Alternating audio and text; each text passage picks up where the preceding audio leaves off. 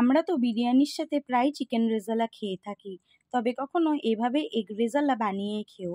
অবিকল চিকেন রেজালার মতোই খেতে লাগে। চলো বেশি কথা না বলে রেসিপিটা শেয়ার করা যাক। প্রথমে আমি এখানে পেঁয়াজ কেটে নিয়েছি, আর মশলার মধ্যে নিয়েছি কাঁচা লঙ্কা, চালমগজ, কিশমিশ আর কাজু বাদাম।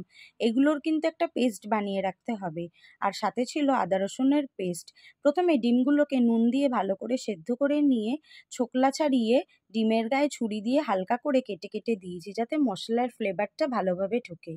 এরপর কড়াইতে তেল গরম করে প্রথমে ডিমগুলো হালকা করে ভেজে নিয়েছি, আর ওই তেলের মধ্যেই গোটা 2 থেকে 3টে এলাচ ফোড়নে দিয়ে নুন মাখিয়ে রাখা পেঁয়াজ দিয়ে আবারও হালকা করে ভেজে নিতে হবে। পেঁয়াজে যেহেতু একটু বেশি করে নুন মাখানো ছিল, তাই পুরো রান্নায় আর আলাদা করে নুন দিইনি। পেঁয়াজটা হালকা ভেজে নিয়ে তাতে আদা রসুনের পেস্ট দিয়েছি, তারপরে দিয়েছি ওই বেটে রাখা মশলাটা। তবে মশলার বাটি ধোয়া জলটা কিন্তু ভুললে চলবে না। এছাড়া আমি রান্নায় আর কোনোভাবেই জল ব্যবহার করিনি। কিছুক্ষণ মশলাটা কষিয়ে নেওয়ার পর তাতে অল্প করে ফ্লেভারের জন্য দিয়েছি গোলাপ জল আর কেওড়া জল।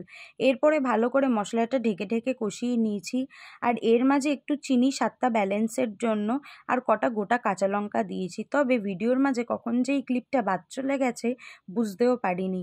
ওহ, আর একটা কথা, তোমাদেরকে তো দেখানোই হয়নি, আমি কিন্তু কটা আলুও দিয়েছি। বিরিয়ানিতে আলু না থাকলে পুরো খাওয়াটাই কিন্তু ইনকমপ্লিট থেকে যায়। আমি কিন্তু এখানে আলুগুলোকে আগে থেকে সেদ্ধ করে নিয়েছিলাম, আর সেই সাথে কিছুটা বিরিয়ানি মশলা আলুর মধ্যে মাখিয়ে রেখেছিলাম। এতে আলুটা কিন্তু ভীষণ পরিমাণে ফ্লেভারফুল হয়। মশলা কিছুটা কষিয়ে নেওয়ার পর আলুগুলো দিয়েছি, আর দিয়েছি কিছুটা বিরিয়ানি মশলা। এরপর ভালোভাবে মশলা থেকে তেল ছেড়ে আসলে তাতে ডিমগুলো এক এক করে দিয়ে আবারও বেশ কিছুক্ষণ কষিয়ে নিয়ে নামিয়ে নিলেই কিন্তু তৈরি আমাদের এগ রেজালা। অবিকল চিকেন রেজালার মতোই কিন্তু খেতে লাগে। তোমরা চাইলে কিন্তু একবার এভাবে বানিয়ে খেয়ে দেখতে পারো। আর যে কথাটা বলা হয়নি শুরুতে, আমার কাছে কিশমিশ বলতে গেলে ছিলই না। ওই যেটুকু ছিল সেটুকু দিয়েই করেছি। যাই হোক, রেসিপিটা কেমন লাগলো অবশ্যই কিন্তু জানিও। আর ভালো লেগে থাকলে একটা লাইক, কমেন্ট, শেয়ার করে দিও।